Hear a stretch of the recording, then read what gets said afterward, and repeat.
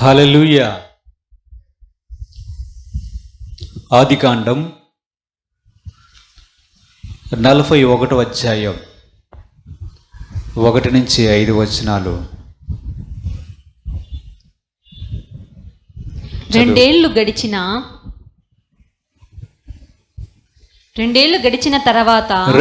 గడిచిన తర్వాత ఫరో ఒక కల కనెను. అందులో అతడు ఏటి దగ్గర నిలిచి ఉండగా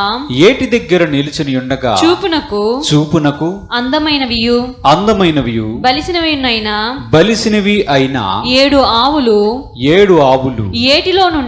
ఏటిలో నుండి పైకి వచ్చుచు జమ్ములో మేయుచుండెను. వాటి తరువాత చూపునకు వికారమైన చిక్కిపోయిన మరి 7 ఆవులు ఏటిలో నుండి పైకి వచ్చెను. ఏటి ఎడ్డున ఆ ఆవుల దగ్గర నిలుచుండెను. అప్పుడు చూపునకు వికారమైన చిక్కిపోయిన ఆవులు చూపునకు అందమైన బలసిన ఆవులను తినివేయుచుండెను. అందులో ఫరో మేలుకొనెను. అతడు నిద్రించి రెండోసారి కలకనెను.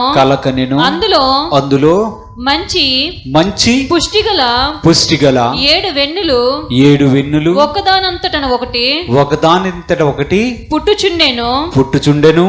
మరియు తూర్పు గాలి చేత చెడిపోయిన 7 పిలవెన్నులు వాటి తరువాత మొలిచెను. అప్పుడు నిండైన పుష్టిగల ఆ 7 వెన్నులను ఆ పీల వెన్నులు మృంగివేసెను. అంతలో ఫరో మేలుకొని అవి కల అని గ్రహించెను. దేవుడు తన పరిశుద్ధ వాక్యం దీవించుగాక. ప్రార్థన చేద్దాం. స్తోత్రములు ప్రభువా, తండ్రి కుమార పరిశుద్ధాత్మదేవం, మీ పాదాలు కొందనాలు. వాక్యమయ్యున్న దేవా, మీరు మాతో మాట్లాడండి ప్రభువా. మరొకసారి మా బలహీనతలు దోషములు మీ పాద సన్నిధిలో ఒప్పుకొనుచుండగా నీ పవిత్రమైన రక్తాన్ని మా మీద ప్రోక్షించి మమ్మల్ని కడగండి, పరిశుద్ధపరచండి తండ్రి. ఏ యోగ్యత లేని వారు ప్రభువా మీ సన్నిధిలో వచ్చి ఉన్నాం. మీరు మాతో మాట్లాడండి, మమ్మల్ని బలపరచమని, ఆటంకపరచు దురాత్మశక్తులను నజరేయుడగు యేసుక్రీస్తు నామమున బంధించమని యేసుక్రీస్తు పరిశుద్ధ నామమున అడిగి వేడుకొనుచున్నాము తండ్రి. ఆమేన్. హల్లెలూయా, హల్లెలూయా.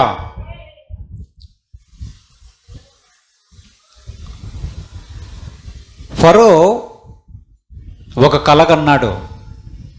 ఫరో అంటే ఎవరు? ఐగుప్తు దేశానికి రాజు ఫరో. ఆ ఫరో ఒక కల కన్నాడు. ఆ కలలో 2 విషయాలను చూస్తున్నాడు. మొదటిసారి ఒక కలగన్నాడు, రెండవసారి కూడా ఇంకొక కలగన్నాడు.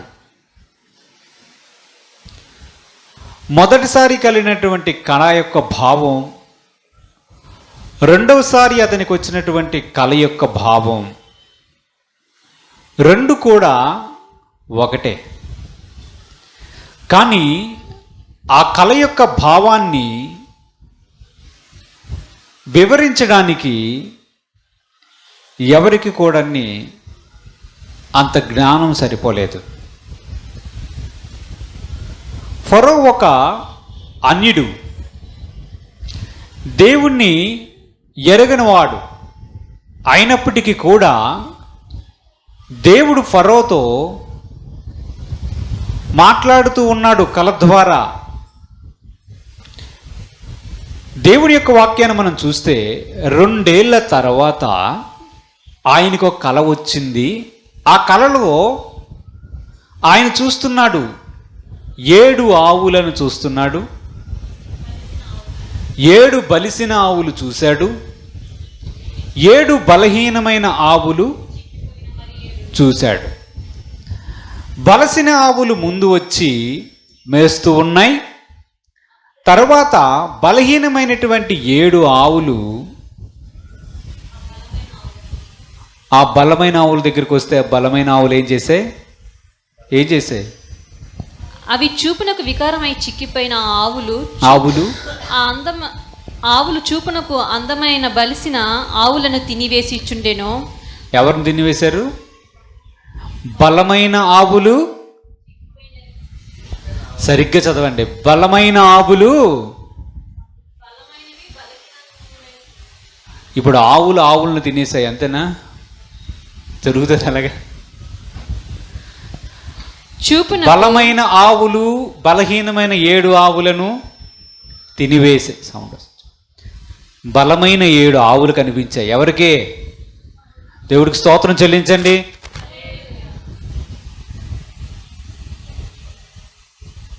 బలమైన 7 ఆవులు బలహీనమైనటువంటి 7 ఆవులను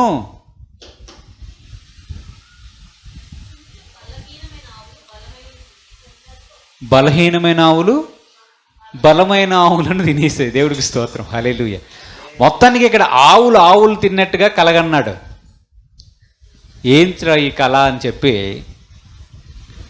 గబుక్కున లేచి బహుశా నీళ్ళు తాగి ఏదో పీడకల కావాలా అనుకొని మరలా పడుకున్నాడు. పడుకుంటే ఈసారి 7 వెన్నులు, పుష్టివైనటువంటి 7 వెన్నులు ఒకదాని తర్వాత ఒకటి పడుతుందంట. ఎక్కడ? భూమిలో నుంచి పడుతున్నాయి. తర్వాత తూర్పు గాలి చేత చెడిపోయిన 7 పీల వెన్నులు ఇంకొక 7 వెన్నులు కనిపించాయి. వాటి తర్వాత మొలచి నిండైన పుష్టిగల ఆ 7 వెన్నులను ఆ పీల వెన్నులు మృంగివేసాయట. దేవుడికి స్తోత్రం, హల్లెలూయా. ఇప్పుడు ఏం చేసాయి వెన్నులు? వెన్నులంటే ఏమిటో?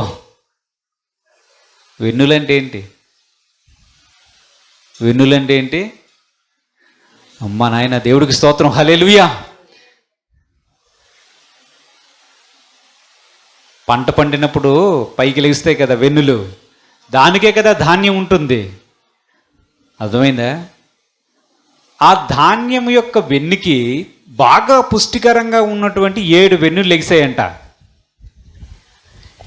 లెగిసి అలా ఉండగా బలహీనమైనటువంటి ఇంకొక 7 వెన్నులు కనిపించి ఈ 7 వెన్నులు బలమైనటువంటి 7 వెన్నులను మృంగివేశాయంట. ఈ రాజుగారికి ఈ కల వచ్చింది.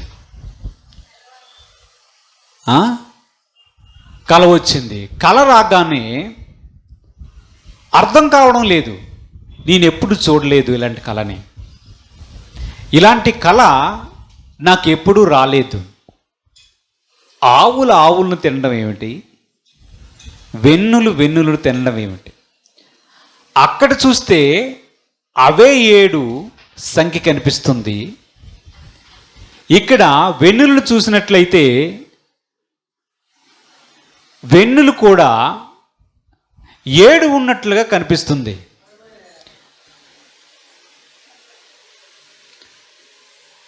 కనిపిస్తే రాజుగారికి కళ అర్థం కాలేదు. తెల్లవారు లేచి ఎవరిని పిలిపిస్తున్నాడు? తెల్లవారు లేచి అతడు ఐగుప్తు శకునగాండ్రందరినీ విద్వాంసులందరినీ పిలువనంపి ఫరో తన కలను వివరించి వారితో చెప్పెను గాని ఫరోకి వాటి భావాన్ని తెలుపగలవాడు ఎవడును లేకపోయేను. దేవునికి స్తోత్రం, హల్లెలూయా. ఐగుప్తు దేశం అంటే సామాన్యమైన దేశం కాదు. రాజు ఉన్నాడు. రాజు దగ్గర విద్వాంసులు ఉన్నారు, చదువుకున్న వారు ఉన్నారు, శకునగాండ్రు ఉన్నారు. వారిని అడిగాడు, నాకు 2 కళలు వచ్చాయి. మొదటి కళ ఇలా వచ్చింది, రెండవ కళ ఇలా వచ్చింది. దీని భావం ఏమిటి చెప్పండిరా అంటే అందరూ ఐఐటి స్టూడెంట్లే. అందరూ కూడా నేను రాజు యొక్క మంత్రివర్గానికి చెందిన వారే, తెలివైన వారని ప్రజల చేత గుర్తింపబడిన వారు గారు. ఏంట్రా ఆన్సర్ అంటే ఒకడి ముఖాన్ని ఒకడు చూసుకుంటూ ఉన్నారంట. రాజుగారికైనా అర్థం కాలేదు. అప్పుడు ఒక అతను మాట్లాడతాడు అక్కడ. ఎవరతను? అప్పుడు పానదాయకుల అధిపతి నేడు నా తప్పిదములను జ్ఞాపకం చేసుకొనుచున్నాను. ఫరో తన దాసుల మీద కోపగించి నన్నును పక్షకారుల అధిపతిని మా ఉభయులను రాజ సంరక్షక సేనాధిపతి ఇంట కావలిలో ఉంచెను. ఒక రాత్రి నేనును అతడు మేమిద్దరము కలలు కంటిమి. ఒక్కొక్కడు వేరువేరు భావముల గల కలలు చేరి ఒకటి కంటిమి. అక్కడ రాజ సంరక్షక సేనాధిపతికి దాసుడయ్యుండిన ఒక హెబ్రీయుడు పడుచువాడు మాతో కూడా ఉండెను. అతనితో మా కలలు మేము వివరించి చెప్పినప్పుడు అతడు వాటి భావమును మాకు తెలిపెను. ఒక్కొక్కని కల చొప్పున దాని భావములను తెలిపెను. అతడు మాకు ఏ భావములు తెలిపెను ఆయా భావములు చెప్పున జరిగెను. నా ఉద్యోగము నాకు మరలా ఇప్పించి భక్షకారుని వేలాడదీయించెను. దేవుడికి స్తోత్రం. హల్లెలూయా.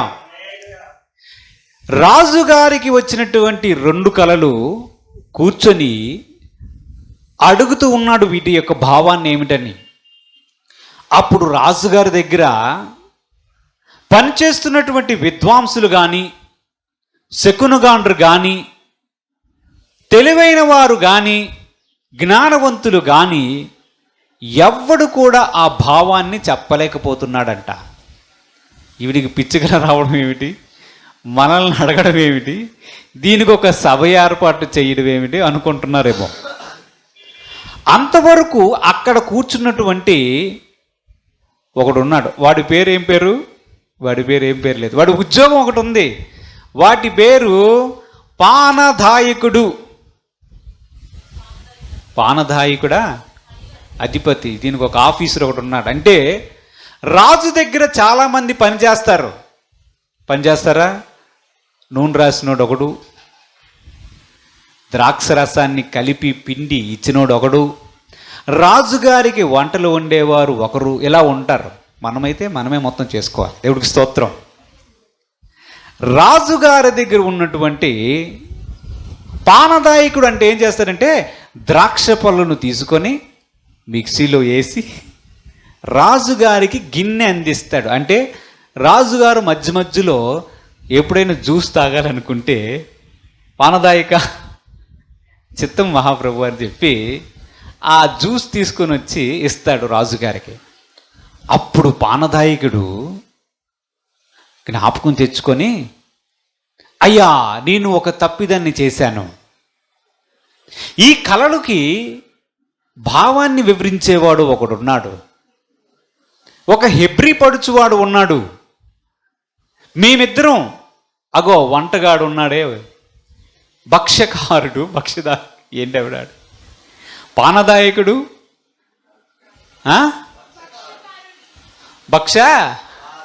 భక్ష్యకారుడట. ఈ పదాలు చెప్తే మనకు అర్థం కాదు, కానీ వంటలోడు ఒకడున్నాడు. వాడు నేను తప్పు చేశానని చెప్పి మీరు వాడి మీద కోపగించి మమ్మల్ని అరెస్ట్ చేసి ఒక గృహంలో పెట్టారు కదా.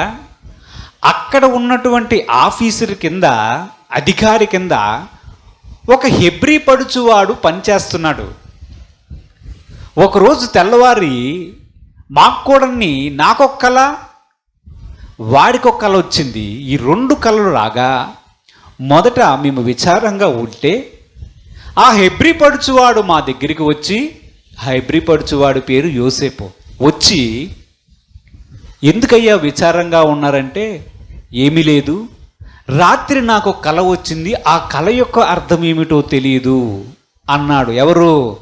పానదాయకుడు, జ్యూసులు ఇచ్చేవాడు. పానదాయకుడు చెప్తే పానదాయకుడికి ఒక కల వస్తుంది. ఒక ద్రాక్ష తీగ కనిపిస్తుంది. ఆ ద్రాక్ష తీగకు 3 కొమ్మలు కనిపిస్తాయి. ద్రాక్ష పళ్ళు ఉన్నాయి, చిగురిస్తున్నాయి. ఆ కలలో అవి కనిపించిన తర్వాత ఆ ద్రాక్ష పళ్ళు తీసి పిసికి గిన్నెలో వేసినట్లుగా అతనికి కనిపిస్తుంది. ఓహో, ఇలాంటి కల వచ్చింది అని చెప్తే వెరీ గుడ్. ఈ కలభావాన్ని దేవుడు నీకు తెలియజేస్తాడు. ఒక విషయం చెప్తున్నాను చూడు. ఆ 3 కొమ్మలు కనిపిస్తున్నాయే, ఆ 3 కొమ్మలు 3 రోజులు. మరల నీకు గిన్నె కనిపించింది చూసావా, ఈ గిన్నె మరలా నీ చేతికి వస్తుంది. నీ ఉద్యోగాన్ని సస్పెండ్ చేసి రాజుగారు నిన్ను జైలుకి పంపించారు చూసావా, 3 రోజుల తర్వాత మరలా నీ ఉద్యోగం నీకు తిరిగి వస్తుంది అని చెప్తాడు. ఎవరితో? పానదాయకుడితో చెప్తాడు. చాలా సంతోషపడతాడు. ఇంతలో ఇంకొక విచారమైన ముఖం వేసుకొని కూర్చున్నాడే వంటలవాడు, భక్ష్యకారుడా? భక్ష్యకారుడు. భక్ష్యం అంటే ఏమిటో? భక్ష్యం అంటే తిండి, భోజనం, భోజనాలు తయారు చేసేవాడు. వాడు కూడా కళ చెప్తున్నాడు. ఏం చెప్తున్నాడు? నాకు కళ వచ్చింది, దీని భావం కూడా చెప్పవా అంటే, వాడికి కళ వచ్చింది ఏమిటంటే, వాడు నిలుచునున్నాడంట. నిలుచునుంటే వాడి బుర్ర మీద 3 బుట్టలు కనిపించాయి. ఆ బుట్టల్లో పిండి వంటలన్నీ కనిపించాయంట. ఇదంతా ఎక్కడ కనిపిస్తుంది? కలలో కనిపిస్తుంది. కలలో కనిపిస్తుంటే చూస్తున్నాడట. తల ఎత్తి చూస్తే 3 బుట్టలు, బుట్టల్లో వీడు వండిన వంటలు కనిపిస్తే ఆకాశ పక్షులు వాలి, ఆ బుట్టల మీద గంపల మీద వాలి, ఆకాశ పక్షులంట వీడు వండిన వంటల్ని తింటూ ఉన్నాయంట. ఇలా వచ్చింది నా కళ. దీని సంగతి ఏంటి అంటే, యోసేపు చెప్తున్నాడు ఆ కళభావాన్ని. ఆ 3 బుట్టలు 3 రోజులు. 3 రోజుల్లో 3 దినముల్లోగా ఫరో నీ మీద నుండి నీ తలను పైకెత్తి మ్రాను మీద నిన్ను వేలాడదీయిస్తాడు. పక్షులు వచ్చి నీ మీద నుండి నీ మాంసాన్ని తినివేయునని ఉత్తరమిచ్చెను. దేవుడికి స్తోత్రం, హల్లెలూయా. ఇంకొక 3 రోజుల్లో రాజు నిన్ను ఏం చేస్తాడో తెలుసా? నిన్ను వేలాడదీసి చంపుతాడు. నువ్వు వండిన వంటలు పక్షులు తింటున్నట్టు కనిపిస్తున్నాయి కదా, నీ వంటలు తినవవి, నీ మాంసాన్ని తింటాయి 3 రోజుల తర్వాత అన్నాడు. ఏ భావాన్ని అయితే యోసేపు ఆ ఇద్దరికి చెప్పాడో అది అక్షరాల అలాగే జరిగింది. ఈ 3 రోజుల యొక్క కళ వీరిద్దరూ కనడం, 3 రోజుల తర్వాత ఐగుప్తు రాజు అయినటువంటి ఫరో యొక్క పుట్టినరోజు వస్తుంది. చూసారా? 3 రోజుల తర్వాత రాజుగారు పుట్టినరోజు వచ్చి వీళ్ళిద్దరిని మళ్ళా పిలిపించి, నువ్వు మళ్ళా గిన్నె అందించరా అని చెప్పి వీడికి మళ్ళా డ్యూటీని అప్పచెప్పాడు. వాడిని తీసుకొని నువ్వు చేసింది కరెక్ట్గా లేదని చెప్పి వాడిని ఉరివేసి వేలాడదీసి చంపిస్తాడు. మనం ఇక్కడ మనుషులు కలలు కనడం చూస్తున్నాం. ఏంటిది? మనుషులు కలలు కనడం చూస్తున్నాం. దేవుడు కలల ద్వారా కూడా మనుషులతో మాట్లాడుతాడు. దేవుడు మనుషులతో కలల ద్వారా కూడా మాట్లాడుతాడు. అతడు అన్యజనుడా, దేవుణ్ణి ఎరిగినవాడా, యేసుక్రీస్తుని ఎరిగినవాడా కాదా అన్నది ఇక్కడ ప్రశ్న కాదు. ఫరో లేదా ఐగుప్తు రాజు దేవుణ్ణి ఎరిగిన వాడు కాదు. అవునా కాదా? అవునా కాదా? పానదాయకుడు భక్ష్యకారుడు కూడా దేవుణ్ణి ఎరిగిన వారు కాదు. ఎందుకంటే వారు ఐగుప్తు ప్రజలు, అన్యజనులు, యెహోవా దేవుణ్ణి ఎరగని వారు. వారికి కలలు వచ్చాయి. మనం దేవుని యొక్క వాక్యములు చూస్తే అనేక మందికి దేవుడు కళ్ళ ద్వారా మాట్లాడడం మనకు కనిపిస్తుంది. మనం ఆది కాండము నుంచి చూసుకుంటూ పోతే చాలా వరకు దేవుడు కళ్ళ ద్వారా మాట్లాడడం మనకు కనిపిస్తుంది. అవునా కాదా? అవునా కాదా? కనిపించింది లేదా? మనము అబ్రహాము శారాలు ఒకసారి వేరే దేశానికి వెళ్తే అక్కడున్న అబీమెలెకు అనే రాజు 65 ఏళ్ళ అందగత్తైనటువంటి శారాయిని పట్టుకొని వెళ్ళిపోయినప్పుడు కలలో మాట్లాడుతాడు దేవుడు, ఆమె నిమిత్తం నువ్వు చచ్చినవాడు సుమి, ఆమె భర్త ప్రవక్త నీ కొరకు ప్రార్థన చేస్తాడని చెప్తాడు. అవునా? అక్కడ దేవుడు అన్ని జనులతో మాట్లాడా లేదా? మాట్లాడాడు. యోసేపు అనే ఒక వ్యక్తి ఉన్నాడు. ఎక్కడ? క్రొత్త నిబంధనలో మరియ యొక్క భర్త, కన్య మరియ యొక్క భర్త. యేసు ప్రభు పుట్టక మునుపు మరియను విడిచిపెడతాను అనుకునే సందర్భంలో అతనికి కలలో దేవుని యొక్క దూత ప్రత్యక్షమై, నీవు భయపడవద్దు, ఆమెను చేర్చుకో, ఆమె గర్భవతి అయినది పరిశుద్ధాత్మ వలన అయినది అని చెప్పలేదా? జ్ఞానులు, తూర్పు దేశపు జ్ఞానులు రావడం మనం చూడలేదా? అనేక సందర్భంలో అదే యోసేపుతో మాట్లాడి వారిని ఎక్కడికి వెళ్ళాలో, ఐగుప్తుకు వెళ్ళు, ఇక్కడికి వెళ్ళు, ఇది చెయ్యి, అది చెయ్యి అని అనేక సందర్భాల్లో మాట్లాడిన సందర్భాలు మనం చూస్తాం. దేవుడు కళల ద్వారా మనతో మాట్లాడుతాడు. అవునా? కానీ అపవాది కూడా అదే కళల ద్వారా మనతో మాట్లాడతాడు. వాడు కూడా మాట్లాడతాడు.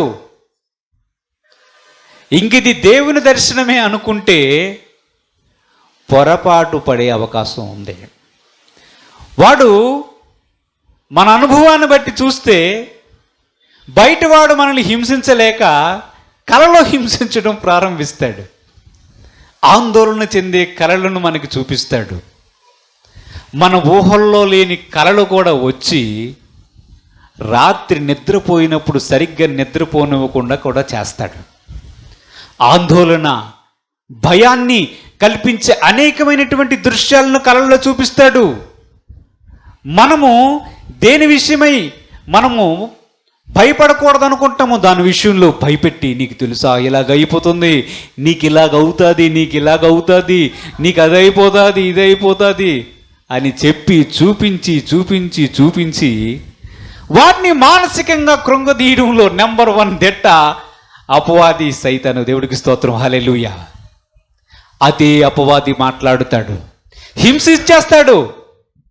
ఆ కలలో మనం ఏడ్చిన సందర్భాలు కూడా కనిపిస్తాయి. ఏం చేస్తాడు? మనం మెలకుగా ఉండేటప్పుడు వాడు ఏమి చేయలేడు కనుక కనీసం వీడిని దీన్ని కలలోనైనా హింసించి తీరుతాను అనుకుంటాడు. అనేక సందర్భాల్లో హింసిస్తాడు. పిచ్చి పిచ్చి కలలు. ఎప్పుడో 10th రాసేస్తాం, కానీ ఇంకా రాస్తూనే ఉంటాం కలలు. క్వశ్చన్లు రావు, ఆన్సర్లు రావు, ప్రిపేర్ అవ్వలేదు, ఈ పరీక్ష చాలా కష్టం, హిందీ నాకు అసలు రాదు, రాయాలి, సిలబస్ ఎంత ఉంది, లెక్కలు. కొంతమందికి నీరంటే భయం. ఉదాహరణకి నాలాంటి వాడికి నీళ్ళంటే భయం. ఆ సముద్రం, గట్టులు, నది, బ్రిడ్జు వెళ్ళలేకపోవడం. అమ్మో, ఇంత సముద్రం, ఇంత నీరు, మునిగిపోతానేమో, పడిపోతానేమో. ఏం చేస్తాడు? అదే కళల ద్వారా మనుషులను హింసిస్తాడు. మీ అందరికీ ఎక్స్పీరియన్స్ ఉంది. దేవుడికి స్తోత్రం, హల్లెలూయా. కానీ దేవుడు కళల ద్వారా మాట్లాడుతాడు. ఆయన మాట్లాడే విధానాన్ని మనం చూస్తే ఒక ఉపమాన రీతిగా మాట్లాడతాడు, ఒక అర్థం ఉన్నట్లుగా మాట్లాడతాడు, ఒక అర్థం ఉన్నట్లుగా మాట్లాడతాడు. దాని యొక్క భావం కొన్నిసార్లు మనం గ్రహించలేము. కానీ మనము దేవుణ్ణి అడిగినట్లయితే దాని యొక్క భావాన్ని మనకు వివరిస్తాడు. దేవుడికి స్తోత్రం. దేవుడు భూమి మీద నివసిస్తున్నటువంటి మనకు కృపావరాలు అనుగ్రహించాడు. అవునా? చూడండి ఎన్ని కృపావరాలు ఉన్నాయి దేవుని యొక్క వాక్యంలో చూస్తే. భాషల వరం, స్వస్థత వరం, వివేచన వరం, అవునా? అన్ని వరాలు ఉన్నాయి. ప్రవచన వరాలు, అన్ని వరాలు ఉన్నాయి. నేటికి అవి నిలిచి ఉన్నాయి. ఈ వరాలతో పాటు దేవుడు ఇంకా చాలా వరాలు మనుషులకు అనుగ్రహిస్తాడు. అటువంటి వరము కలిగినటువంటి ఒక వ్యక్తి యోసేపు. దేవుడికి స్తోత్రం. ఈ యోసేపుకు ఉన్నటువంటి వరం ఏమిటంటే, ఎవరికైనా కల వచ్చిందా ఆ కల యొక్క భావాన్ని స్పష్టంగా చెప్పగలడు. దేవుడికి మహిమ. ఇది ఒక వరం. ఇది అందరికీ ఉండదు. దీన్ని ఇంటర్ప్రిటేషన్ ఆఫ్ డ్రీమ్స్, ఏంటది, కలల భావాన్ని వివరించే వరం అని అంటారు. ఇది అందరూ వివరించలేరు. మనం కానీ వివరించామనుకో, ఆ రాజుగారి దగ్గరికి వెళ్ళి చెప్పామనుకోండి, బహుశా మనము యోసేపు బదులు రాజుగారి దగ్గరికి వెళ్ళి చెప్పామా, ఫస్ట్ పానదాయకుడు బక్షిదారుడు కాదు, ఫస్ట్ మనల్నే వేలాడదీస్తాడు. ఏమిట్రా నాకు వచ్చిన కళ ఏంటి, నువ్వు చెప్పింది ఏమిటి అంటాడు. 3 బుట్టలు, జాగ్రత్తగా చూడండి, 3 బుట్టలు. 3 బుట్టలు ఏమన్నాడు? 3 దినాలు అన్నాడు. బుట్టలకి దినాలకి సంబంధం ఏమిటి? పక్షులు వచ్చి ఆహారాన్ని తింటున్నాయి. ఈ వంటగాడు చేసినటువంటి రుచికరమైన వంటలను ఎవరు తింటున్నారు? పక్షులు వచ్చి తింటుంటే దాని భావాన్ని ఎలా చెప్తున్నాడు? నీ వంటను తినవరా పక్షులు, నీ బుర్రను తింటాయి అని చెప్పాడు. అంటే నిన్ను వేలాడదీస్తే నీ మాంసముని ఆకాశ పక్షులు వచ్చి తింటాయి 3 రోజుల తర్వాత అని చెప్పాడు. ఇంకొకడికి వచ్చి 3 తీగలు కనిపిస్తున్నాయి ద్రాక్షకి. ఆ 3 తీగలు ఏంటనుకున్నావు? 3 రోజులు. ఆ గిన్నె అంటే నీకు మరలా ఉద్యోగం వస్తుంది. మరలా గిన్నెలో నువ్వు ద్రాక్ష రసాన్ని పిండి నీ రాజుకు నువ్వు అప్పగిస్తావు అని చెప్పాడు. ఎలాగైతే చెప్పాడో అలాగే జరిగింది. ఫరో, ఐగుప్తు రాజు, అతన్ని, ఎవరిని, భక్ష్యకారుణ్ణి ఉరిదీసి చంపించాడు. ఈ పానదాయకుడికి మరలా ఉద్యోగం ఇచ్చాడు. రాజుగారు ఈ పానదాయకుడు మాటలు వింటున్నాడు. అయ్యా, నేను తప్పు చేశాను. ఏం తప్పు చేశాడు ఇంతకీ? ఏం తప్పు చేశాడు పానదాయకుడు? చూద్దాం. చూడండి, ఆదికాండం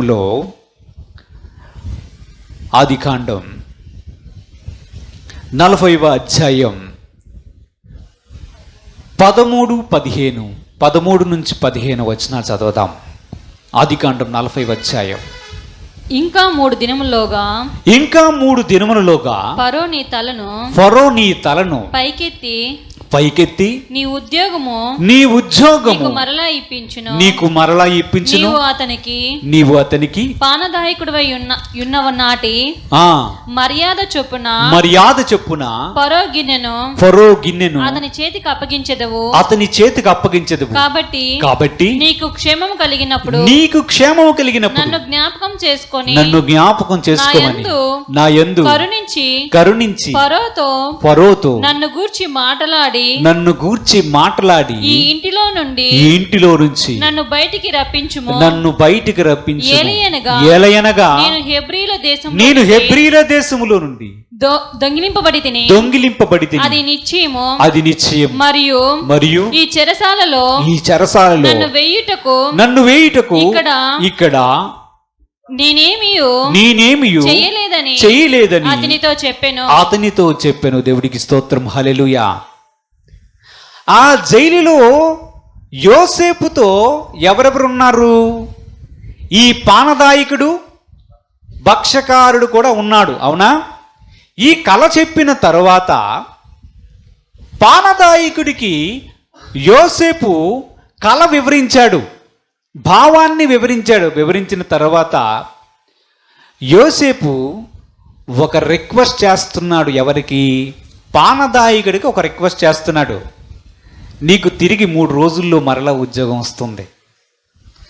రాజుగారి దగ్గరికి మరలా వెళ్ళి నీవు గిన్నె అందించి ఆ ద్రాక్ష రసాన్ని ఆ గిన్నెలో పోసి మరలా అందిస్తావు. ఒక్క చిన్న రిక్వెస్ట్ చేయవా, ఒక్క చిన్న పని చేయవా అని బ్రతిమలాడుకున్నాడు. ఎవరు బ్రతిమలాడుకున్నారు? యోసేపు పానదాయకుని బ్రతిమలాడుకుంటున్నాడు. మనం ఇక్కడ జాగ్రత్తగా ఆలోచించవలసిన విషయం ఉన్నది.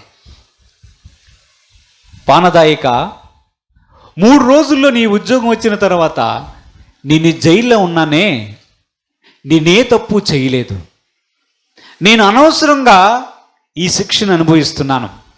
దయచేసి 3 రోజుల తర్వాత రాజుగారితో చెప్పి నా పరిస్థితిని వివరించి నన్ను ఈ జైలు నుంచి బయటకు తీసుకుని రా అని అన్నాడు.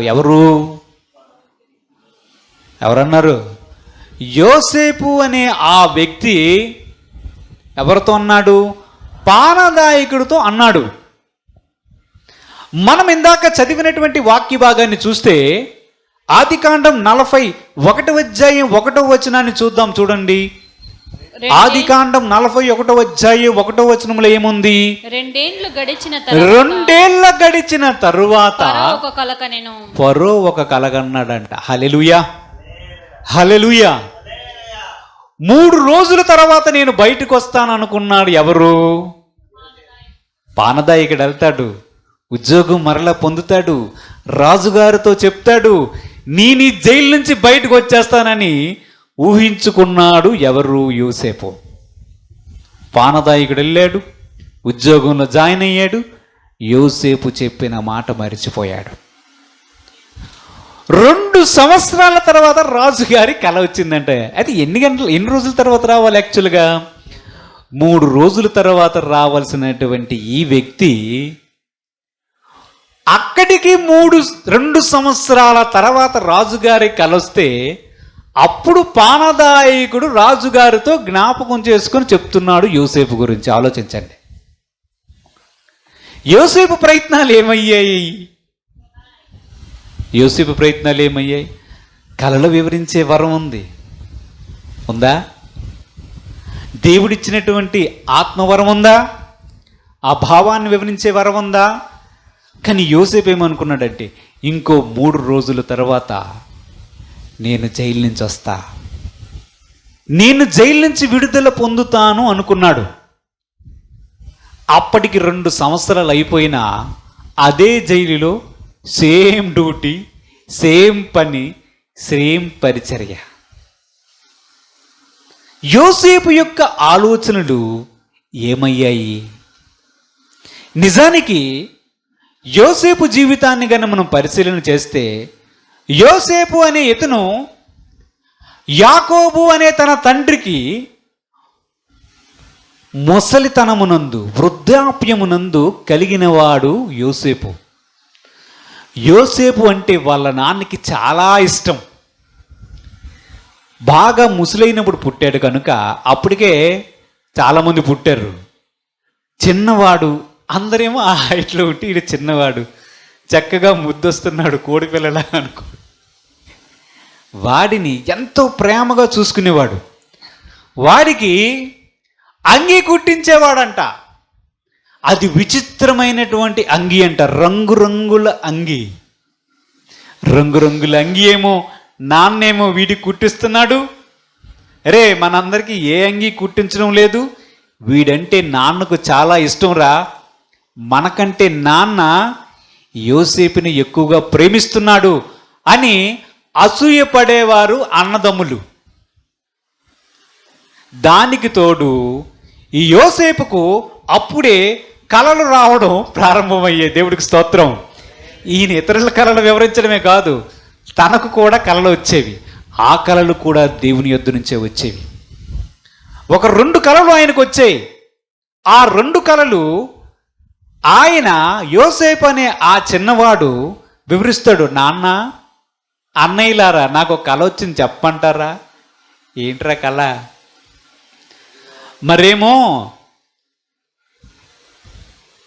సూర్య చంద్ర నక్షత్రాలు ఎన్ని అనుకున్నారు?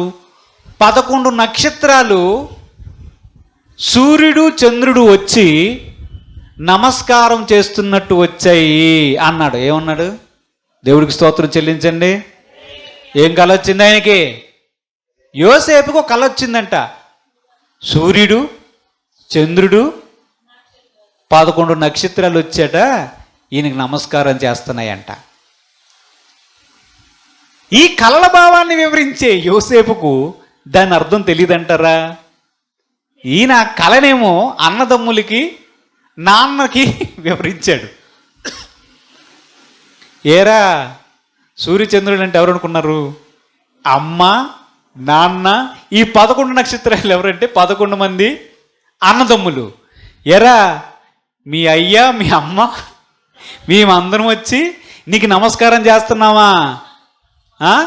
సాష్టాంగ నమస్కారం పడుతున్నావా? పిచ్చి కళలకు అంటావురా? ఈ కళలు ఎట్రా, ఇలాంటి కళలకు అంటున్నాడు అని చెప్పి వాడి మీద గద్దించి, వాడి మీద అసూయ ముందే ఉండింది. తర్వాత ఈ కళలు చెప్తుంటే ఇంకా వారికి ఒళ్ళు మండేది. సరే, కళ చెప్పాడు కానీ ఊరుకోవచ్చు కదా. మరలా ఇంకొక కళ కన్నాడు. ఇంకో కళ వచ్చిందట. ఆ కళలో ఏంటంటే ఏమొచ్చాయి? మళ్ళా ఈ పొలంలో 11 పనులు వేసాయంట. 11 పనులు వేసి ఇతను పన ఒకటి ఉంటే ఈ పనకి అవి చుట్టుకుని ఏం చేస్తున్నాయి? నమస్కారం అండి అని ఈ పనని అంటున్నాయంట. ఏంట్రా నీ కళలు? ఆ పన నువ్వు, ఈ 11 మందేమో మేము నీకంటే పెద్దవారం, నీకంటే ముందు పుట్టిన వారం, నువ్వేమో చిన్న బచ్చావి, నాన్నేమో నీకేదో విచిత్రమైన అంగి చూస్తే అది వేసుకొని తిరుగుతున్నావు. ఈ 11 పనులు వచ్చి నిన్ను మొక్కుతున్నాయా అంటే మేమందరం వచ్చి నీకు సాష్టాంగ పడతాంరా అని చెప్పి అతని మీద అసూయ నిలిపారంట. దేవుడికి స్తోత్రం. హల్లెలూయా, హల్లెలూయా. పగబట్టారా? పగే పట్టారంట. దేవుడికి స్తోత్రం. హల్లెలూయా. ఎందుకు? అసలు జరిగింది ఏం లేదు. అప్పుడు కళే వచ్చింది. ఇంకా చూసారా కళలు ఎంతో ప్రమాదకరము. ఈ కళలు ఎవరు యోసేపునికి ఇస్తున్నారు? దేవుడే అనుగ్రహిస్తున్నాడు. దేవుడికి స్తోత్రం. హల్లెలూయా, హల్లెలూయా. యోసేపు చాలా చిన్నవాడు కానీ కళలేమో చాలా పెద్దవి. ఆయనకు దేవుడు చూపించినటువంటి కళలు లేదా దర్శనమే అనుకోండి, అవన్నీ కూడా చాలా ఉన్నతమైనవి. చూస్తే చిన్నవాడు. బహుశా యోసేపు అనుకోవాలి, వీటి భావం అయితే నాకు తెలుసు, మా అన్నలే వాళ్ళ 11 పనులు ఖచ్చితంగా అయితే నేను అలా చెప్పను, నాన్న నీకు ఆ కళ వచ్చింది అనే చెప్తున్నాడు తప్ప భావాన్ని చెప్పడం లేదు. నాన్న నక్షత్రాలు వచ్చి నమస్కారం చేశాయి నాన్న, సూర్యచంద్రులు వచ్చి నమస్కారం చేశాయి నాన్న అని చెప్తున్నాడు తప్ప కళభావాన్ని అయితే వివరించడం లేదు. దేవుడికి స్తోత్రం చెల్లించండి. హల్లెలూయా, హల్లెలూయా. మనసులో పెట్టుకున్నాడు. యోసేపుకి 17 సంవత్సరాలు వచ్చాయి. ఎన్ని సంవత్సరాలు? 17 సంవత్సరాలు వచ్చినప్పుడు ఈ గొర్రెలు కాసుకున్నటువంటి అన్నల దగ్గరికి ఒక రోజు వెళ్తే, ఒరే ఈ కళ్ళకనేవాడు వచ్చాడురా, ఈరోజు వీటి సంగతి తేల్చుదామని చెప్పి అన్నలు అతన్ని అంటే యోసేపును తీసుకుని వెళ్ళి ఈ గోతులో వేసి, రే వీడి కళలు ఏమవుతాయో, వీటి సంగతి ఏమవుతుందో చూద్దాం, ఈ గోతులో పడి ఆకలికి సస్తాడు, చచ్చిన తర్వాత వీడి కళలు ఏమవుతాయి, వీటి సంగతి ఏమవుతుందో చూద్దామురా అని మాట్లాడుకుంటారు. తర్వాత యోసేపును వారు ఇస్మాయిలు చేతికి అమ్మేస్తారు. కొన్ని వెండి నాణాలకు అమ్మేస్తే ఆ యోసేపును తీసుకుని వారు ఐగుప్తు దేశానికి వెళ్తే అక్కడ బానిసగా బ్రతుకుతాడు. యోసేపు గురించి మనం ఆలోచన చేస్తున్నాం. 17 ఏళ్ల వయస్సు కలిగినటువంటి యోసేపు అనే ఒక చిన్న బాలుడు వచ్చిన కళ ఏమిటి, వచ్చిన కళలు ఏమిటి, దాని భావం ఏమిటి, ఆయన ఇప్పుడున్న పరిస్థితి ఏమిటి, వచ్చిన కళలకి ఇప్పుడు అమ్మివేయబడి అన్నల చేత తృణీకరించబడి ఒక బానిసగా తనది కాని దేశములోనికి పట్టుకొని వెళ్ళి అక్కడ ఒక బానిసగా పనిచేస్తున్నటువంటి పరిస్థితి ఏమిటి ఆలోచన చేయండి. వచ్చిన కళలకి ఈ బానిస బతుకుకి ఏమైనా సంబంధం ఉందా? జైల్లో బతుకుతున్నాడు. ఎన్ని సంవత్సరాలు బ్రతికాడు? ఈ పానదాయకుడు భక్ష్యకారుడు వచ్చినప్పటికే ఆల్రెడీ జైల్లో ఉన్నాడు. ఎవరు? యోసేపు. వీళ్ళు వచ్చి 3 రోజులకి వీళ్ళు తిరిగి వెళ్ళిపోతే అక్కడికి 2 సంవత్సరాల తర్వాత రాజుగారికి కల వచ్చింది. అంటే ఎన్ని సంవత్సరాల వయసు అయి ఉండాలి? సుమారుగా 17 సంవత్సరాలు వయసున్నటువంటి యోసేపు ఐగుప్తు దేశానికి వచ్చినప్పుడు 17 సంవత్సరాలు. అవునా? అక్కడ కొన్ని నెలలు పనిచేశాడు అనుకుందాం, పోతీఫర్ దగ్గర. అవునా? అక్కడ పనిచేసిన వ్యక్తి జైల్లో కొంతకాలం ఉన్నాడు. అవునా? కల వచ్చిన ఆ ఇద్దరు పానదాయకుడు భక్ష్యదాయకుడు 3 రోజుల్లో తిరిగి వెళ్ళిపోయిన తర్వాత 2 సంవత్సరాలకి రాజుగారి కల వచ్చింది. అవునా? అంటే 17 సంవత్సరాలు, పోతీఫర్ ఇంట్లో పనిచేసిన కొన్ని నెలలు, జైల్లో ఉన్నటువంటి 2 సంవత్సరాలు, ఇవన్నీ కలిపితే యోసేపు యొక్క వయసు ఎంత అయి ఉంటుంది?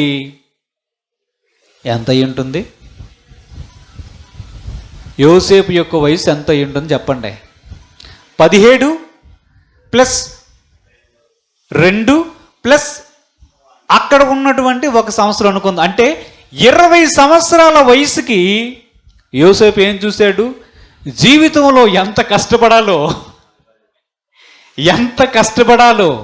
ఎంత బాధపడాలో, ఎంత శ్రమను అనుభవించాలో, ఎంత నిందను అతడు మోయవలసి వచ్చిందో అవన్నీ చూసేసాడు. దేవుడికి స్తోత్రం. హల్లెలూయా, హల్లెలూయా. ఈ బాధను భరించలేకే బ్రతిమలాడుకుంటున్నాడు పానదాయకుడిని. 3 రోజుల్లో వెళ్తావు కదా, ప్లీజ్ కొంచెం రాజుగారికి చెప్పమంటే వాడు మర్చిపోయాడు. వాడికి ఇంకో కలర్ రావచ్చు కదా.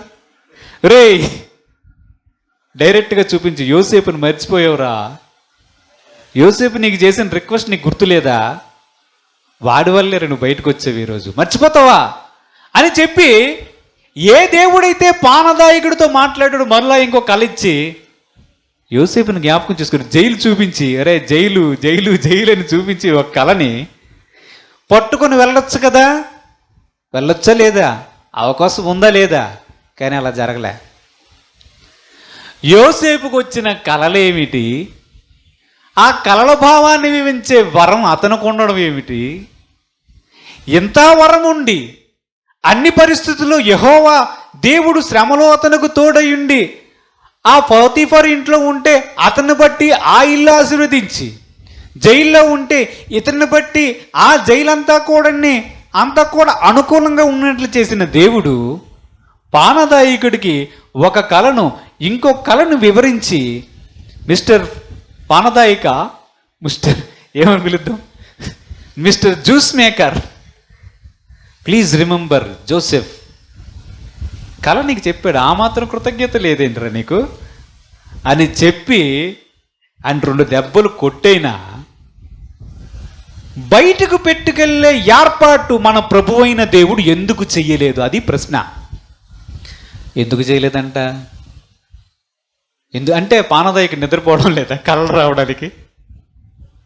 ఎందుకు చేయలేదు?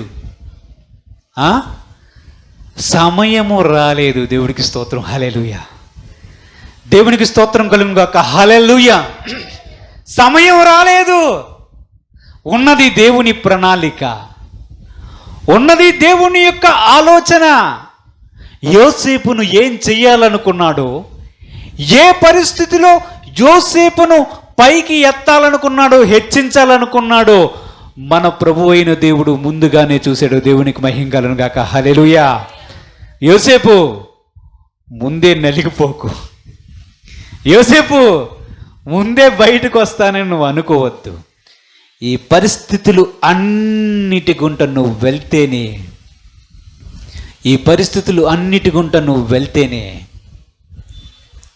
నీకు నేను ఇచ్చినటువంటి దర్శనం నెరవేరుతుందని దేవుడు చెప్పాడు. దేవుడికి స్తోత్రం. హల్లెలూయా.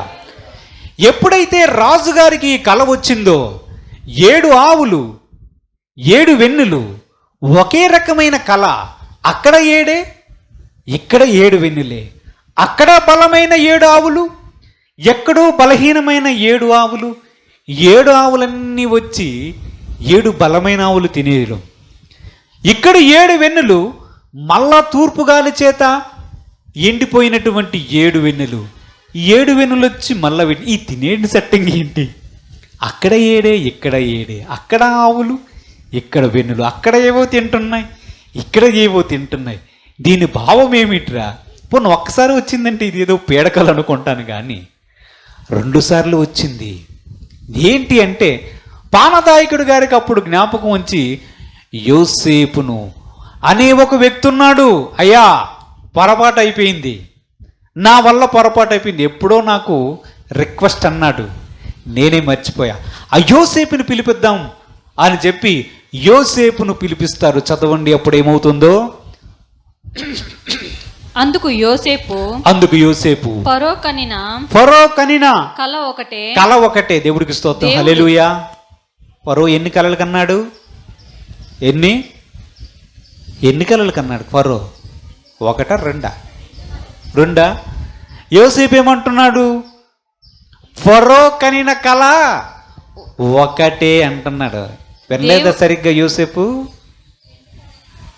యోసేపు ఏమంటున్నాడు? 1 కల కన్నాడన్నాడా రాజు? 2 కలలు కన్నాడా?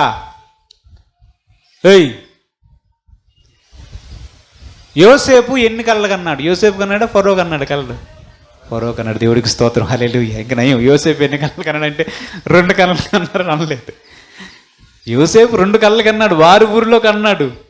ఇక్కడ ఫరో 2 కలలు కంటే ఆ 2 కలలు యోసేపుకి చెప్తే యోసేపు ఇచ్చిన సమాధానం ఏమిటంటే, చదువు. ఫరో కనిన కల ఒకటే. దేవుడు తాను చేయబోచున్నది ఫరోకు తెలియజేసెను. ఆ 7 మంచి ఆవులు 7 సంవత్సరములట. దేవుడికి స్తోత్రం. ఆ 7 మంచి వెన్నులను 7 సంవత్సరములు కల ఒక్కటే. వాటి తర్వాత చిక్కిపోయి వికారమై పైకి వచ్చిన 7 ఆవులు 7 సంవత్సరములు తూర్పు గాలి చేత చెడిపోయిన 7 పిల్ల వెన్నులు తూర్పు గాలి చేత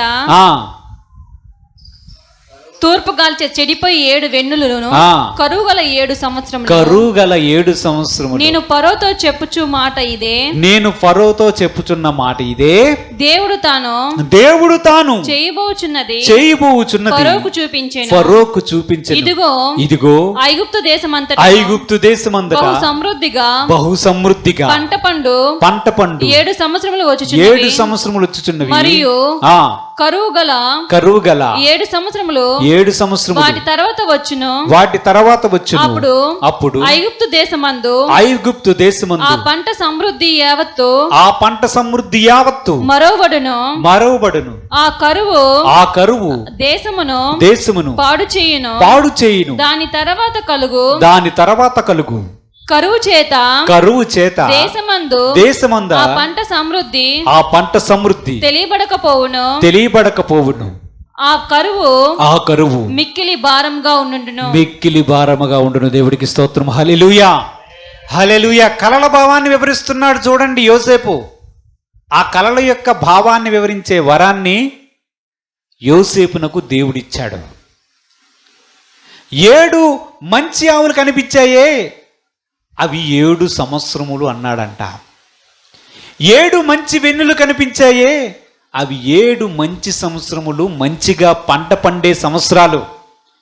7 బలహీనమైన ఆవులు, 7 బలహీనమైనటువంటి పీల వెన్నులు కనిపిస్తున్నాయే, అవి 7 కరువు సంవత్సరములు. ఓ రాజా, నువ్వు చేయవలసినది ఏమిటంటే ఈ 7 సంవత్సరములు పంట ఏదైతే పండుతుందో దానిని నువ్వు సేకరించి భద్రము చేస్తే రాబోవు 7 సంవత్సరముల కరువులో 7 సంవత్సరాల తర్వాత రాబోవు 7 సంవత్సరాల కరువులో 7 సంవత్సరాలు ముందుగా పండినటువంటి పంట ఈ దేశానికే కాదు ప్రపంచానికే సరిపోతుంది అన్నాడు. దేవుడికి స్తోత్రం. హల్లెలూయా. దేవుని యొక్క అద్భుతమైన ప్రణాళిక మనం చూస్తే, దేవుని యొక్క అద్భుతమైనటువంటి ప్రణాళిక మనం చూస్తే యోసేపును దేవుడు దర్శించాడు. యోసేపునకు దేవుడు భవిష్యత్తులో జరగబోయే అద్భుతమైనటువంటి ఒక మంచి దర్శనాన్ని దేవుడు యోసేపునకు అనుగ్రహించాడు. నిజానికి యోసేపునకు తన తల్లిదండ్రుల దగ్గర, అన్నదమ్ముల దగ్గర ఉన్నప్పుడు వచ్చినటువంటి కళ కూడా ఒక్కటే. 2 కళలు కన్నాడే, ఆ 2 కళలు కాదు, ఒకటే కళ, ఒక్కటే భావం ఉన్నప్పుడు అది ఒక్క కళగానే భావించాలి. యోసేపు అదే మాట ఐగుప్తు రాజు అయినటువంటి ఫరోతో చెప్తున్నాడు. దేవుడు 2 సార్లు 2 వేరు విధంగా చూపించాడు. అవి 2 కళలు కాదు రాజా, ఒకటే కళ. నీకు 2 సార్లు ఎందుకు చూపించాడో తెలుసా? దేవుడు దాన్ని త్వరగా చేయాలని నిశ్చయించుకున్నాడు. అతి త్వరగా చేయాలని నిశ్చయించుకున్నాడు గనక మాటికి అదే భావంతో వచ్చే వేరు రూపముల్లో వేరు ఉపమాన రీతిలో నీకు కలను ఇస్తున్నాడు అని చెప్పాడు ఫరోకి. ఎవరు? యోసేపు. దేవుడికి స్తోత్రం. ఒక వ్యక్తిని, ఒక జ్ఞానవంతమైనటువంటి వ్యక్తిని నియమించుకో. ఆ వ్యక్తి నీకు 7 సంవత్సరాలు పనిచేసి నీ యొద్ద ధాన్యాన్నంతా సేకరిస్తాడు. సేకరించి మిగిలిన కరువు రాబోతున్నటువంటి 7 సంవత్సరాల్లో ఈ ధాన్యం సరిపోతుంది మీ ప్రజలకు అని చెప్పాడు. అప్పుడు రాజు అనుకుంటాడు, ఇలాంటి జ్ఞాన వివేకములు కలిగినటువంటి వ్యక్తి ఎవరు ఉంటారు? నిన్నే నియమిస్తాను అంటాడు. చదవండి ఆ మాటని. తర్వాత వచ్చిన ఫరో దృష్టికిని, ఆ మాట ఫరో దృష్టికిని, అతని సమస్త సేవకుల దృష్టికిని, అతని సమస్త సేవకుల దృష్టికిని యుక్తమై ఉండెను గనుక అతడు తన సేవకులను చూచి, అతని సేవకులను చూచి ఇతని వలె దేవుని ఆత్మగల మనుషుణ్ణి కనుగొనగలమా అని అనెను. మరియు ఫరో దేవుడు ఇదంతయు నీకు తెలియపరిచిన గనుక నీవలే వివేక జ్ఞానములు గలవారు ఎవరునూ లేరు. నీవు నా ఇంటికి అధికారివై ఉండవలెను. నా ప్రజలందరూ నీకు విధేయులై ఉందురు. సింహాసన విషయములో మాత్రమే నేను నీకంటే పైవాడనయ్యుందును యోసేపుతో చెప్పెను. మరియు ఫరో చూడుము ఐగుప్తు దేశమంతటి మీద నిన్ను నియమించి ఉన్నానని యోసేపుతో చెప్పెను. మరియు ఫరో తన చేతిలో ఉన్న తన ఉంగరము తీసి యోసేపు చేతికి పెట్టి సన్నపు నారబట్టలు అతనికి తొడిగించి అతని మెడకు బంగారు గొలుసు వేసి తన రెండవ రథం మీద అతని నెక్కించెను. అప్పుడు వందనము చేయుడని అతని ముందర జనులు కేకలు వేసిరి. అట్లు ఐగుప్తు దేశమంతటి మీద అతని నియమించెను. మరియు ఫరో యోసేపుతో ఫరో నేనే అయినను నీ సెలవు లేక ఐగుప్తు దేశమంతటను ఏ మనుషుడు తన చేయినైనను కాలైనను ఎత్తకూడదని చెప్పాను. దేవుడికి స్తోత్రం. హల్లెలూయా, హల్లెలూయా. ఎప్పుడైతే ఈ కలల భావాన్ని వివరించాడో ఫరో యోసేపుని ఏం చేశాడంటే, ఇటువంటి జ్ఞాన వివేకము గల వ్యక్తిని మనం కనుగోగలమా? రాజు నేనే, ఓన్లీ సైన్ చేస్తా, కానీ యాక్చువల్ రాజు నువ్వే. ఈ రోజు నుంచి ఈ ఐగుప్తు మీద నీవే అధికారివి. తండ్రి రథాన్ని, నా రెండవ రథాన్ని తండి అని చెప్పి ఆ రథం మీదకి యోసేపును ఎక్కించి కూర్చుండబెట్టి బంగారు గొలుసు మెడలోనికి వేసి తన ఉంగరాన్ని తీసి, ఎవరు ఉంగరాన్ని? రాజు యొక్క ఉంగరాన్ని తీసి అతని చేతికి తొడిగించి సన్నపునార వస్త్రములు, మంచి విలువైన వస్త్రాలు అతనికి ధరింపజేసి రథం ఎక్కించాడంట. దేవుడికి స్తోత్రం. హల్లెలూయా. ప్రజలు చూశారంట, జైల్లో ఉండేవాడు రథాన్ని ఎక్కాడేటి, వందనము చెయ్యండి అంటే జనులు సాష్టాంగపడి కేకలు వేసి వందనాన్ని చేశారు. దేవుడికి స్తోత్రం కలుగును గాక. హల్లెలూయా, హల్లెలూయా. యోసేపు అనుకున్నట్లు 3 రోజుల తర్వాత పానదాయకుడి యొక్క రిక్వెస్ట్ మీద కానీ ఒకవేళ వచ్చి ఉంటే ఐగుప్తు దేశం మీద యోసేపు అధికారి అయ్యుండేవాడా? యోసేపునకు దేవుడు కలలిచ్చాడు, భవిష్యత్తులో జరగబోయే సంగతులను తెలియజేశాడు. తర్వాత ఈ రాజే యోసేపునకు 30 సంవత్సరాలు వచ్చినప్పుడు వివాహాన్ని చేయిస్తాడు. అక్కడికి 7 సంవత్సరాలకి 2 కుమారులు కంటాడు. ఆ 7 సంవత్సరాలు అక్కడ సమృద్ధి అయిన పంట ఐగుప్తు దేశంలో పండుతుంది. తర్వాత 7 సంవత్సరాలకి అక్కడ తీవ్రమైన కరువు రావడం ప్రారంభిస్తుంది. అంటే 30 సంవత్సరాలు ప్లస్ 7 సంవత్సరాలు ప్లస్ 7 సంవత్సరాలు మొత్తం ఎంత? 44 సంవత్సరాలకి 44 సంవత్సరాలకి సుమారుగా ఆ ప్రాంతంలో కరువు వస్తున్నటువంటి సందర్భంలో యోసేపు ఏ స్థితిలో ఉన్నాడు? రాజు తర్వాత రాజు అంత స్థితిలో దేవుడు అతన్ని ఉంచాడు. దేవుడికి స్తోత్రం. హల్లెలూయా.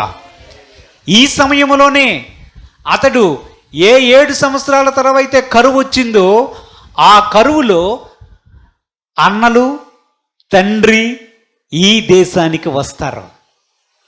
ఈ దేశానికి వచ్చి అన్నం కావాలి బాబు అని చెప్పి ఇదే యోసేపు ముందు నిలబడతారు. దేవుడికి స్తోత్రం. హల్లెలూయా. దేవుడు ఏ దర్శనాన్ని లేదా ఏ కలనైతే యోసేపునకు బాలుడై ఉన్నప్పుడు చెప్పాడో అదే కళ ఎంతకి నెరవేరింది?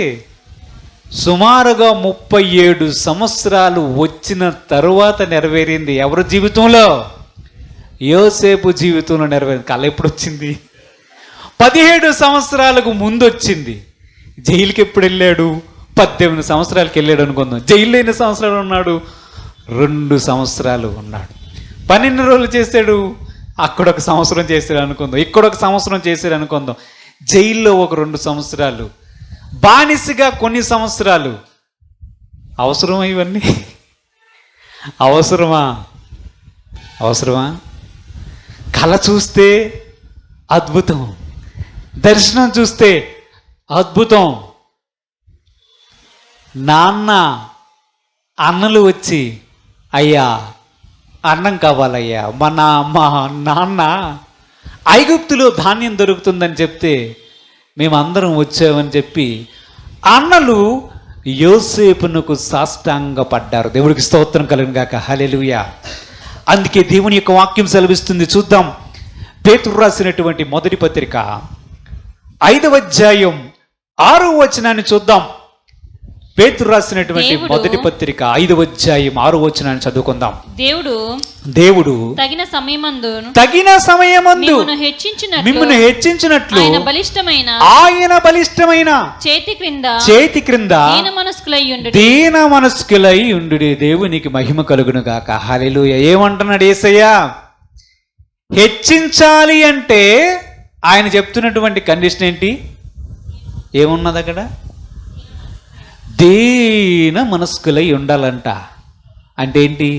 చాలా తగ్గింపుతో వినయముతో ఉండాలి. అది ఒకటేనా కండిషన్?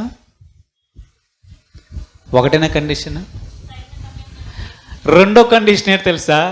దానికి మరలా సమయం ఉన్నది. అది ఏంటంటే తగిన సమయం అంట. ఆ తగిన సమయం దేవుడికే తెలియను. దేవుడికి స్తోత్రం. ఎవరికి తెలియను? దేవుడికే తెలియను. నువ్వు దీన మనస్కులై ఉండు అంటాడు. మరలా నువ్వు దీన మనస్కు ఈరోజు వచ్చింది కదంటే రేపే రాజు అవుతావా? అవో. రేపే ముఖ్యమంత్రి అవుతావా? అవో.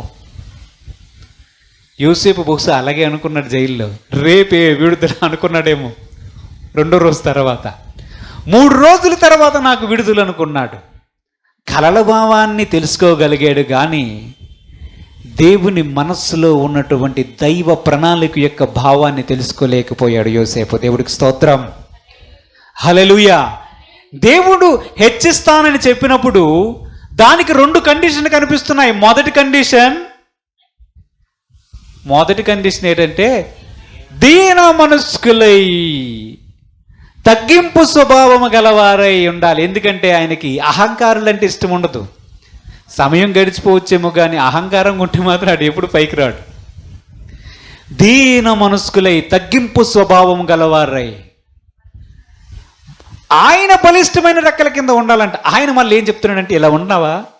ఎంతకాలం ఉండాలి ప్రభువా? చెప్పను. అది మాత్రం చెప్పడు. తగిన సమయం ఉంది. ఏంటి తగిన సమయం? 17 సంవత్సరాలకి బానిసయ్యి, ఎక్కడెక్కడో బానిస బతికి జైల్లో 2 సంవత్సరాలు ఉండి, ఆ తర్వాత వాడికి చెప్తే వాడు మర్చిపోయి, ఆ తర్వాత 2 సంవత్సరాలు ఆ కరువు ఏదో ముందే రప్పించవచ్చు కదా దేవుడు. ఇప్పుడు కరువు రావడం, పంట పడడం ఎవరి చేతిలో ఉంది? వర్షం పడడం, వర్షం పడకపోవడం ఎవరి చేతిలో ఉంది? ఏలియా ప్రార్థన చేసిన తర్వాత 3.5 సంవత్సరాలు వర్షం కురదన్నాడు. ఏలియా త్వరగపడి నువ్వు ఆహాబును కలువు, ఇదిగో వర్షం రప్పిస్తున్నాను. ఆ మొక్క జైల్లో ఉన్న 3 రోజుల తర్వాత పుట్టినరోజు వేడుకలు అయిపోయిన తర్వాత ఫరో గారి కల వచ్చి, ఇదే కల వచ్చి, సేమ్ ఇదే కల, 7 ఆవులు, 7 బలహీనమైన ఆవులు, 7 వెన్నులు, 7 బలహీనమైన పీల వెన్నులు. కల రావచ్చు కదా? రావచ్చా రాకూడదా? మరి 2 సంవత్సరాలు ఎందుకు వెయిటింగ్? అంతా దేవుని చేతులే కదా ఉంది. అంతా దేవుని చేతుల్లోనే కదా ఉంది. 2 సంవత్సరాలు రాజుగారి పని రాజుగారు చేసుకున్నాడు. ఆడు ఎన్ని ద్రాక్ష రసాలు పిండాడో, ఎన్ని గ్లాసులు అందించాడో. ఆడు చచ్చిపోయి ఇంకొకడు ఎవడు భక్ష్యకారుడు చచ్చిపోయి పాపం వాడు ఫ్యామిలీ ఎంత చితికిపోయింది. 2 సంవత్సరాలు ఈ గిన్నె పిసుగుతూనే ఉన్నాడు. ఒక్కరోజు కూడా జ్ఞాపకం, అరే ఈ గిన్నె అక్కడదిరా, గుర్తురాలి. దేవుడు చేసినటువంటి పద్ధతులను చూస్తే కొన్నిసార్లు అనిపిస్తుంది, ఏంటి ప్రభువా నువ్వు ఇచ్చిన దర్శనం, ఏంటి ప్రభువా నీవు ఇచ్చిన కళ, బాగా చూపించావు. మా నాన్న వచ్చి నమస్కారం చేస్తాడు, మా అమ్మ వచ్చి నమస్కారం చేస్తుంది, నక్షత్రాలన్నీ వచ్చి సాష్టాంగపడ. ఏది కళ? ఇదా? నేను వెళ్ళి వాళ్ళకి నమస్కారం చేసి వాళ్ళ కాలు పిసుగుతున్నాను, ఇదేనా నీ కళ? ఆ పోతీఫర్ ఇంట్లో పని చేసుకుంటున్నాను, ఇదేనా నా బానిసపతికి నాకు ఇంకొకటి వచ్చి నమస్కారం చేయడమా? జైల్లో ఉన్న నా దగ్గరకు వచ్చి నన్నెవడు ప్రభు నమస్కారం చేస్తాడు? వచ్చిన పోతున్నాడు, నేను మాత్రం ఈ జైల్లోనే ఉంటున్నాను అనుకుని ఉండడా? పాపం అలాగనుకునే 3 రోజుల తర్వాత ప్లీజ్ ఒక్కసారి రాజుగారితో చెప్తే బయటకు వచ్చేస్తాను కదా అనుకున్నాడు. జరగలేదు. ఎందుకంటే దేవుడికి తెలుసు ఏ సమయమందు ఎవరిని ఎక్కడ పెట్టాలో దేవుడు బాగా ఎరిగినవాడు. ఇలాగే అనుకున్నాడు పాపం ఇంకొక వ్యక్తి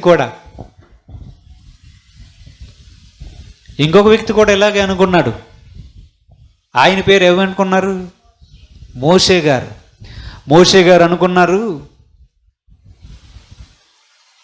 నేను హెబ్రీడ్నా, నేనేటి రాజుగారింట్లో ఉన్నాను, ఫరో కుమార్తె నన్ను పెంచుకున్నది అంటున్నారు. వాళ్ళేంటి శ్రమ పడుతున్నారు అదే దేశంలో. ఇదంతా జరిగిపోయిన తర్వాత నేనేమో రాజుగారి కుటుంబంలో ఉన్నాను, వాళ్ళు ఇశ్రాయేలు ప్రజలు అక్కడుండి ఇటుకలు రాళ్ళు గడ్డి కోసుకుంటూ వాళ్ళు బతుకుతున్నారే, వాళ్ళ శ్రమలో ఉన్నారే. అసలు మన యొక్క జాతి ఏమిటి, నా పరిస్థితి ఏమిటి అని తెలుసుకొని ఇశ్రాయేలు ప్రజలు ఎవరైతే ఉన్నారో వారు సంబంధికుడిని అని తెలుసుకున్నాడు. ఎవరు? మోషే. చూద్దాం, ఒక్కసారి చూద్దాం. అపొస్తలుల కార్యములు 7వ అధ్యాయం 22వ వచనాన్ని ఒకసారి చదువుకుందాం. 22 నుంచి కొన్ని వచనాలు చదువుకుందాం. దేవుడికి స్తోత్రం చెల్లిద్దాం. హల్లెలూయా, హల్లెలూయా. చదవండి. మోషే ఐగుప్తులో సకల విద్యలు అభ్యసించి మాటల యందును కార్యముల యందును ప్రవీణుడయ్యుండెను. అతనికి 40 ఏండ్లు నిండా వచ్చినప్పుడు ఇశ్రాయేలీలైన తన సహోదరులను చూడవలనన్న బుద్ధి పుట్టింది. ఒక్క నిమిషం ఆగండి. మోషే గారికి ఎంత వయసు వచ్చింది ఇప్పుడు? 40 సంవత్సరాలు వచ్చినప్పుడు. 40 సంవత్సరాల వరకు ఎక్కడున్నాడు? యాక్చువల్గా ఫరో యొక్క కుమారుడు కాదు మోషే. ఈ ఇశ్రాయేలు యొక్క హెబ్రీల యొక్క సంతానమే మోషే. రాజుగారు అందరిని చంపుతున్నాడంటే వాళ్ళ అమ్మ చాటుగా దాచి ఈ మోషేని పెంచుతుంది. ఫరో కుమార్తె ఈ మోషేని తీసుకొని నా కుమారుడిగా పెంచుకుంటాను అనుకొని పెంచుకుంటుంది మోషేని. నిజానికి మోషే హత్య గావించబడాలి చిన్నప్పుడే. కానీ దేవుడు కృప చూపించి మోషేను బ్రతికించాడు. తిరిగి తీసుకొని ఎక్కడ పెట్టాడంటే ఆ రాజుగారి కుటుంబంలోనే పెట్టాడు. పెడితే 40 సంవత్సరాల వయసు వచ్చినంత వరకు కత్తి విద్య నేర్చాడు, ఆ విద్య నేర్చాడు, ఈ విద్య నేర్చాడు, అన్ని చదివేశాడట సబ్జెక్టులు. హిస్టరీ, పాలిటిక్స్, ఎకనామిక్స్, జాగ్రఫీ అన్నీ చదివేశాడు. అన్నీ చదివి సకల విద్యలందు ప్రవీణ్యమై మాటలు యందు నేర్పరై మంచిగా మాట్లాడి మంచిగా ఉండి తర్వాత రాజు కాబోతున్నటువంటి వ్యక్తిగా ప్రజలందరి ఎదుట ఉన్నాడు. ఎవరు? మోషే అన్న వ్యక్తి. 40 సంవత్సరాలు వచ్చాయట. అప్పుడు ఆలోచన వచ్చింది, అరే 40 సంవత్సరాలప్పుడు ఏమిటది? చదవండి. 40 సంవత్సరాలప్పుడు 40 ఏండ్ల నిండా వచ్చినప్పుడు ఇశ్రాయేలీలైన తన సహోదరులను చూడవలనన్న బుద్ధి పుట్టిందట. అప్పుడు 40 సంవత్సరాలకు బుద్ధి పుట్టింది. ఆ తర్వాత అప్పుడు వారిలో ఒకడు అన్యాయం అనుభవించుట అతడు చూచి వానిని రక్షించి బాధపడిన వారిని పక్షమున ఐగుప్తుని చంపి ప్రతీకారము చేసెను. తన ద్వారా తన సహోదరులకు దేవుడు రక్షణ దయచేయుచున్న సంగతి వారు గ్రహింతురని అతడు తలంచెను గాని వారు గ్రహింపరైరి. దేవుడికి స్తోత్రం. ఏమనుకున్నాడు? ఇశ్రాయేలీలు నా సహోదరులు, నేను రాజుగారి ఇంట్లో ఉన్నాను, వారేమో శ్రమ అనిపిస్తున్నారు, నేను వారిని విడిపించాలి.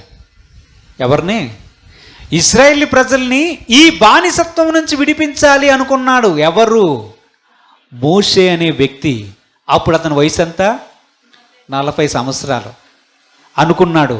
అనుకొని వారిని చూడాలని వెళ్ళాడంట. వెళ్తుంటే ఒక ఐగుప్తీయుడు, ఈ హెబ్రీయుడు దెబ్బలాడుకుంటున్నారంట, గొడవ పడుతుంటే రే మా బంధువుల్ని నువ్వు కొడతావరా అని చెప్పి ఈ ఐగుప్తుడిని కొట్టి చంపి ఇసుకలో కప్పు పెట్టేశాడట. ప్రతీకారము తీర్చి అనుకున్నాడంట మోషే, నేనే ఈ ఇశ్రాయేలు ప్రజలను ఈ ఐగుప్తి బానిసత్వం నుంచి విడిపించబోతున్నాను అనుకున్నాడు. అనుకోవడమే కాకుండా ఈ ఇశ్రాయేలు ప్రజలు ఈ విషయాన్ని గ్రహిస్తారు. మమ్మల్ని ఈ బానిసత్వం నుంచి విడిపించేవాడు మోషే అని అనుకుంటారని కూడా అనుకున్నాడంట. ఎన్ని అనుకున్నాడు? 40 సంవత్సరాలకి ఏమనుకున్నాడు? చాలా అనుకున్నాడు. ఏమనుకున్నాడు? చాలా అనుకున్నాడు. నా ద్వారా నా ప్రజలను విడిపిస్తానని అనుకున్నాడంట. 40 సంవత్సరాల వయసున్నప్పుడు ఇశ్రాయేలు ప్రజలు కూడా గ్రహిస్తారని కూడా అనుకున్నాడంట. అనుకున్న తర్వాత ఏమైంది? గ్రహింతురని అతడు తలంచెను గాని వారు గ్రహించలేదు. మరునాడు ఇద్దరు పోట్లాడుకొనుచుండగా అతడు వారిని చూచి అయ్యలారా మీరు సహోదరులు మీరెందుకు ఒకరిని ఒకడు అన్యాయం చేసుకొంచున్నారని చెప్పి వారిని సమాధానపరచ చూచెను. అయినను తన పొరుగువానికి అన్యాయం చేసిన వాడు మా మీద అధికారిగాను తీర్పరిగాను నిన్ను నియమించిన వాడు ఎవడు? నీవు నిన్ను ఐగుప్తుని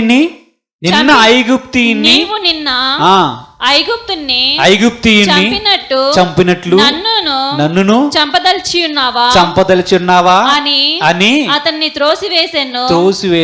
దేవుడికి స్తోత్రం, హల్లెలూయా.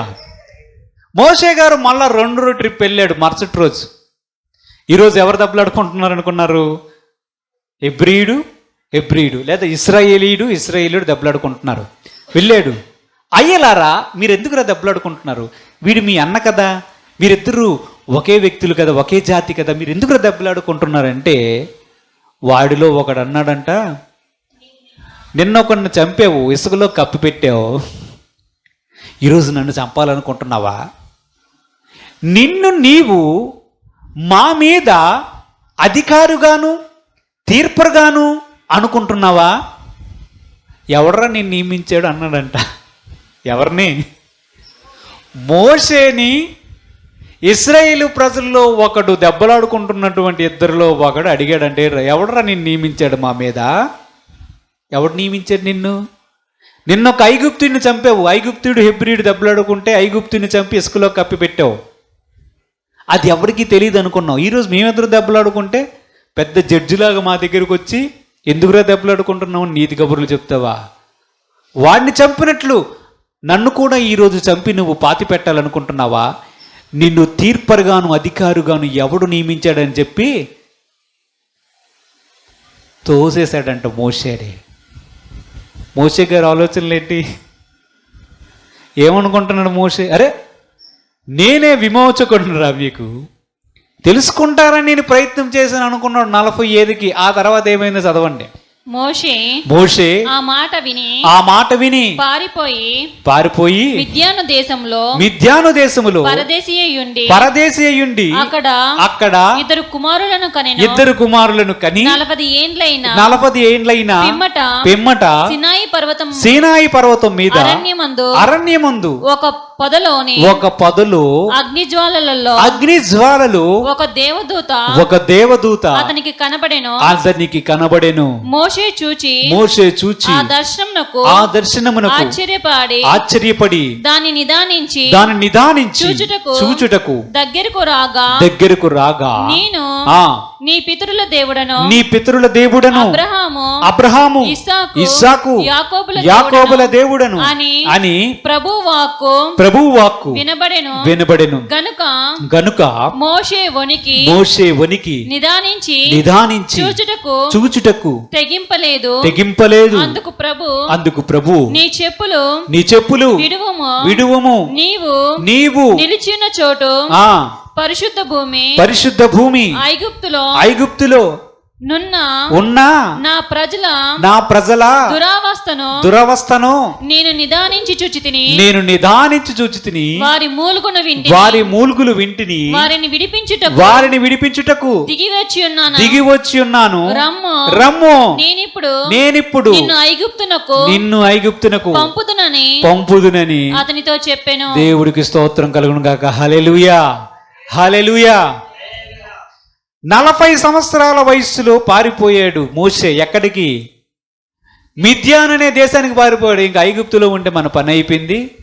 ఇంకా ఫరోకి ఈ విషయం తెలిసిపోయింది, రాజుకు నన్ను చంపాలని చూస్తున్నాడని చెప్పి భయపడి పారిపోయాడు మిద్యాను అనే దేశానికి. అక్కడికి వెళ్ళి పెళ్లి చేసుకున్నాడు. 40 సంవత్సరాలు అక్కడ ఉన్నాడంట. ఇప్పుడు మోసే గారి వయసు ఎంత? 80 సంవత్సరాలు. ఈ 80 సంవత్సరాలు 40 సంవత్సరాలకి మిద్యాన దేశం వెళ్ళిపోయాడా? అక్కడ ఏం చేస్తున్నాడు అనుకున్నారు? వాళ్ళకు మామ గొర్రెలుంటే ఆ గొర్రెలు కాసుకుంటున్నాడంట 40 సంవత్సరాలు. ఎంత గొప్ప భాగ్యం, దేవుడికి స్తోత్రం. హల్లెలూయా, హల్లెలూయా. ఏం చేస్తున్నాడు? 40 సంవత్సరాలు అండర్ ట్రైనింగ్. ఏం ట్రైనింగ్ ఇది? గొర్రెలు కాసుకుంటారు. అటలకి ఇటలకి 40 సంవత్సరాలు అయిపోయి, అంటే 80 సంవత్సరాలు వచ్చాయి. 80 సంవత్సరాలు వచ్చాయి మోషేకి. 80 సంవత్సరాలు వస్తే గొర్రెలు కోసుకుంటూ అలా పోతుంటే కొండ కనిపించిందట. కొండలో ఏదో తగలబడుతుందని చూస్తే దేవుడు అక్కడ కనిపించి మోషే మోషే అని పిలిస్తే ఎవరని పిలుస్తున్నారు అనుకుంటే, నేను అబ్రహాము దేవుడును, ఇస్సాకు దేవుడును, యాకోబు దేవుడును, మీ పితరుల దేవుడిని నేను దిగి వచ్చాను. ఇశ్రాయేలు ప్రజలు చాలా అవస్థపడుతున్నారు అక్కడ వెట్టి పనులు చేసి బానిస. నేను అదే కదా చెప్పా. 40 సంవత్సరాల క్రితం నాకు 40 సంవత్సరాలు ఉండేటప్పుడు నేను ఇదే పని చేస్తానన్నా. అప్పుడు ఎందుకు రాలే నువ్వు? ఎందుకు రాలేదు? నేను బాగా యంగ్గా ఉండేటప్పుడు, when I was very young, I thought I can deliver these people out of the hand of Egyptians, but you did not come. నువ్వు రాలే.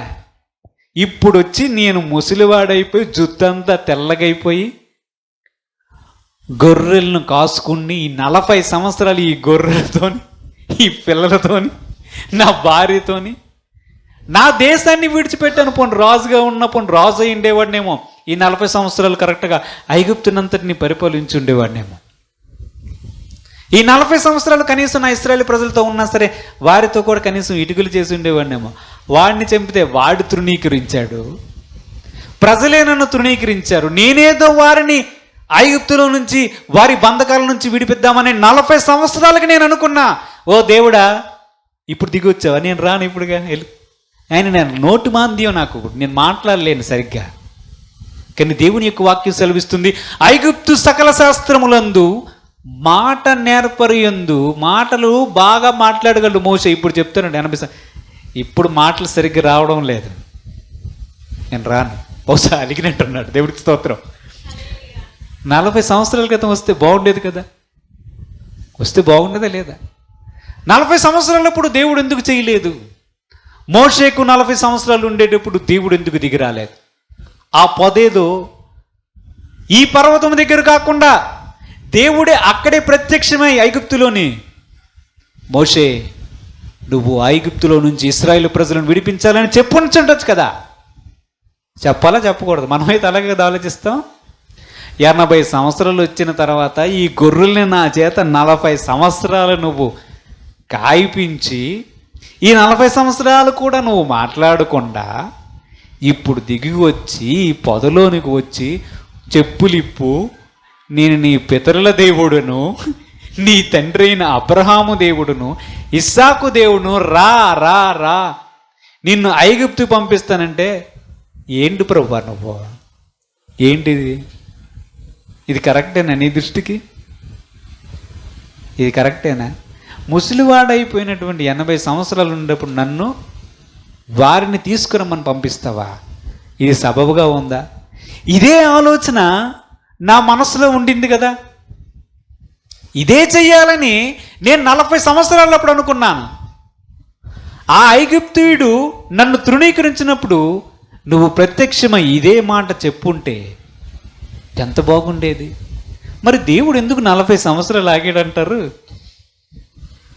ఎందుకు ఆగాడంటారు? ఎందుకు ఆగాడంటారు? ఎందుకు ఆగాడు? ఆలోచించండి మన దేవుని యొక్క ఆలోచనలు. అందుకే చెప్తున్నాడు దేవుడు, తగిన సమయమందు హెచ్చించినట్లు ఆయన బలిష్టమైన రెక్కల కింద దీన మనస్కులై ఉండండి. తగిన సమయం అంట. ఆ సమయం ఏంటో మనకి తెలియదు. ఎన్ని కలల భావాలు చెప్పగలిగిన యోసేపుకు తెలియలేదు. దేవుని ప్రత్యక్షతను సకల శాస్త్ర తెలుసుకోగలిగిన మోషే గారికి కూడా తెలియదాడ. దేవుడికి స్తోత్రం చెల్లిద్దాం. హల్లెలూయా, హల్లెలూయా, హల్లెలూయా. ఏంటి మన దేవుడు? ఏంటి మన దేవుడు? మోషే గారు ఎంత పౌరుషంగా ఉండేవారంటే, కొట్టి చంపుతాన్రా అని చెప్పి ఒక ఐగుప్తుని చంపాడు. దేవుడు తర్వాత చెప్తాడు ఎవరికి? మోషే గురించి, భూమి మీద మిక్కిలి సాత్వికుడు మోషే అన్నాడు. అవునా? సాత్వికుడు అంటే ఏమిటో, ఎన్ని కొట్టినా అలాగే ఉంటాడు, ఏమి మాట్లాడు. వానపాము చూసారా? దాన్ని ఎన్ని పొడిచినా ఎన్ని చేసినా అదేమని అంటదా? బుస్మంటదా? అనందు. ఈ 40 సంవత్సరాలు గొర్రెలను కాచి వాటితో తిప్పలు పడి వాటిని ఏ విధంగా ఈ కొండ మీదకి అది ఆ తుప్పల్లోనికి ఒకటి వెళ్తుంటే ఈ లెక్క పెట్టుకొని వాటిని పెంచి వాటిని కాపాడి ఆ ప్రాక్టీస్, ఆ ట్రైనింగ్ 40 సంవత్సరాలు ఇచ్చాడు దేవుడు. సామాన్యమైన దేవుడు కాదు మరి దేవుడికి స్తోత్రం. హల్లెలూయా. 40 సంవత్సరాలు ఇచ్చాడు. మోషే గారి పౌరుషం అంతా చచ్చిపోయింది. శక్తి అంతా 80 సంవత్సరాలకి ఏమైనా శక్తి ఉంటుందా? శక్తి అంతా కుసించిపోయింది. కానీ కంటి దృష్టి మాత్రం నశించిపోలేదు సుమా. ఎందుకంటే మోషే మరణించినప్పుడు 120 సంవత్సరాలు కలిగిన వాడు. కంటి దృష్టి అట మాంద్యం కాలేదంట. ఎవరికి? మోషేకి. అంత ఆరోగ్యవంతుడిగా ఉన్నాడు. 80 సంవత్సరాల వయసులో ఐగుప్తుకు వెళ్ళి 40 రోజులు దేవుని పర్వతం మీద ఉపవాసం ఉండేవాడంట. దేవుడికి మహిమ. హల్లెలూయా.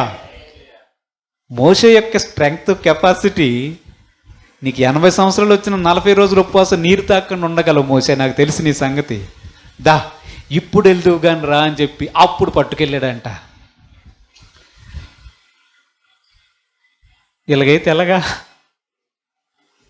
ఇలా అయితే ఎలాగా? మనం ఎప్పుడో ఏవో సాధించాలనుకుంటాం, ఇప్పుడే వస్తే అన్నీ బాగుండు అనుకుంటాం. కానీ దేవుడు ఏమంటాడు? తగిన సమయం అందు అంట. తగిన సమయం ఉందంట. కానీ దేవుడు చేయడం మానేస్తాడా? మానడు. ఆయనేమో 37 సంవత్సరాలకి వాళ్ళ నాన్నను చూశాడు. ఎవరు? యోసేపు గారు. ఈయన 80 సంవత్సరాలకి తిరిగి ఐగుప్తుకు వెళ్ళాడు.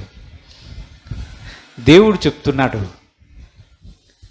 దేవుడు ఏం చెప్తున్నాడంటే, తగిన సమయమందు హెచ్చిస్తాడు. దానికి ముందు కండిషన్ దీన మనసు రావాలి. ఎన్ని లక్షల మంది ప్రజలు? 2-3. మోషే అనుకున్నాడు పట్టుకొని వెళ్ళిపోతాను అనుకున్నాడు, లేకపోతే వారిని విడిపిస్తాను అనుకున్నాడు, ఏమని చేద్దాం అనుకున్నాడు. అసలు సాధ్యపడుతుందా ఒక్కరి చేత? కానీ సాధ్యం చేయించాడు దేవుడు తన శక్తితో.